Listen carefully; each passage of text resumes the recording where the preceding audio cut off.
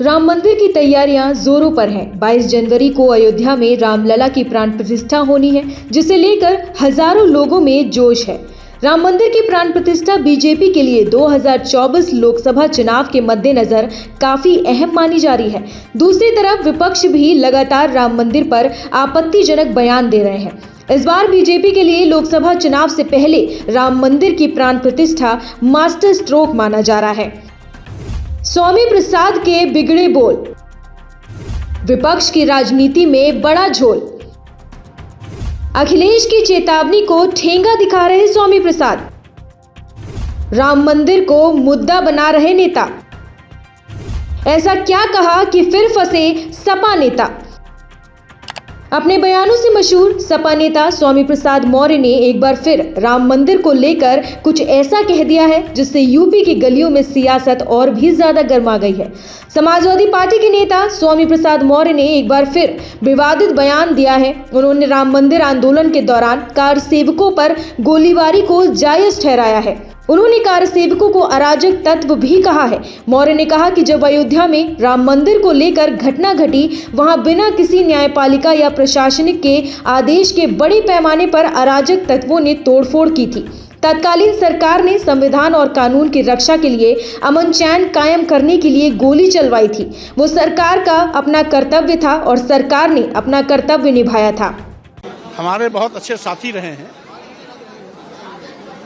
और जिसमें अयोध्या में राम मंदिर पर घटना घटी थी, वहाँ पर बिना किसी न्यायपालिका के निर्देश के, बिना किसी प्रशासनिक आदेश के बड़े पैमाने पर अराजक तत्वों ने जो तोड़फोड़ की थी, तत्कालीन सरकार ने संविधान की रक्षा के लिए, कानून की रक्षा के लिए, अमन चैन का कायम रखने के लिए उस समय जो गोली चलवाई थी, वह सरकार का अपना कर्तव्य था। सरकार ने अपना कर्तव्य निभाया था। रही बात एसपी सिंह बघेल भी उस समय समाजवादी पार्टी में थे। जिस समय की वो बात कर रहे हैं वो भी समाजवादी पार्टी में थे जिस समय अयोध्या वाला प्रकरण चला था, इसलिए उनको तो नहीं बोलना चाहिए। आपको बता दें कि इससे पहले सपा प्रमुख अखिलेश यादव ने स्वामी प्रसाद मौर्य को आपत्तिजनक बयानों से बचने की चेतावनी दी थी, लेकिन फिर भी स्वामी प्रसाद मौर्य ने उन्हें अनसुना कर फिर से अपना रंग दिखा दिया। इससे पहले स्वामी प्रसाद मौर्य ने सनातन पर उंगली उठा हिंदू धर्म को एक धोखा बताया था। उन्होंने कहा था कि हिंदू धर्म एक धोखा है। वैसे भी 1995 में सुप्रीम कोर्ट ने कहा था कि हिंदू कोई धर्म नहीं है, ये जीवन जीने की एक शैली है। आरएसएस प्रमुख मोहन भागवत भी 2 बार कह चुके हैं कि हिंदू नाम का कोई धर्म नहीं है, बल्कि यह जीवन जीने की एक कला है। प्रधानमंत्री मोदी ने भी कहा है कि हिंदू धर्म कोई धर्म नहीं है। सिर्फ स्वामी प्रसाद मौर्य ही नहीं, विपक्ष के कई नेताओं ने लोकसभा चुनाव के मद्देनजर खुद को चमकाने के लिए राम मंदिर को ही अपना मुद्दा बना रखा है। बात करते हैं एआईएमआईएम प्रमुख असदुद्दीन ओवैसी की, जिन्होंने कुछ दिन पहले ही राम मंदिर पर भड़काऊ बयान देते हुए सबका ध्यान अपनी ओर खींचा। ओवैसी ने एक जनसभा को संबोधित करते हुए युवाओं से अपील की कि वो मस्जिद को आबाद रखें, कहीं ऐसा ना हो कि मस्जिदें हमसे छीन ली जाए। ओवैसी ने यह भड़काऊ बयान उस वक्त दिया जब वो एक जनसभा को संबोधित कर रहे थे। उन्होंने युवाओं से अपील करते हुए कहा कि नौजवानों, मस्जिद को आबाद रखो, हमारी मस्जिदें हमसे छीन ली गईं। नौजवानों, तुमसे मैं कह रहा हूं कि वहां पर क्या हो रहा है ये सब आप देख रहे हो। नौजवानों, क्या तुम्हारे हमारे दिलों में तकलीफ नहीं होती? कहीं ऐसा ना हो कि मस्जिदें हमसे छीन ली जाए। नौजवानों, मस्जिदों को आबाद रखो। नौजवानों, तुमसे मैं कह रहा हूं, हमारी मस्जिद हमने खो दी और वहां पर क्या किया जा रहा है आप देख रहे हैं।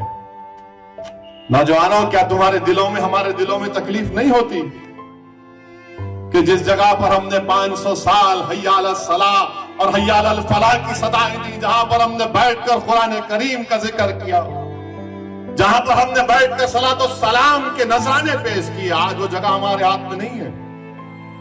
नौजवानों, क्या तुमको नहीं दिख रहा कि अभी ऐसे 3-4 मसाजिद हैं जिसमें दिल्ली की सुनेरी वाली मस्जिद भी है? मेरे अजीज दोस्तों, याद रखो नौजवानों, ये जो ताकतें हैं ना, तुम्हारे दिल से जब इत्तेहाद को निकालना चाहते हैं, क्यों निकालना चाहते हैं? मिली गीरत को खत्म कर दिया जाए, मिली हमियत को खत्म कर दिया जाए। बरसों की मेहनतों के बाद आज हमारा एक मुकाम हमने पैदा किया। तो ये आपको इन चीजों पर गौर करना है। अपनी मिली हमियत को, अपनी ताकत को बरकरार रखिए। इसके साथ ही कांग्रेस नेता और पूर्व विधायक इमरान मसूद ने कहा कि 22 जनवरी को अयोध्या में होने वाले कार्यक्रम को लेकर भाजपा राजनीति कर रही है। मंदिर जाने के लिए निमंत्रण की क्या जरूरत है, कोई भी व्यक्ति मंदिर जा सकता है। वहीं अयोध्या में उत्सव का माहौल है। हर राम भक्त अपने भगवान का बेसब्री से इंतजार कर रहा है। 22 जनवरी का दिन हर अयोध्या वासी और पूरे देश के लिए काफी महत्वपूर्ण होने वाला है। क्या हिंदू और क्या मुसलमान, सभी राम भक्ति में मग्न हैं और अपने आराध्य की राह तक रहे हैं। वहीं विपक्ष अपने निशाने से पीछे नहीं हट रहा है और लगातार बीजेपी को लेकर राम मंदिर को ही मुद्दा बनाने की जीतोड़ कोशिश कर रहा है।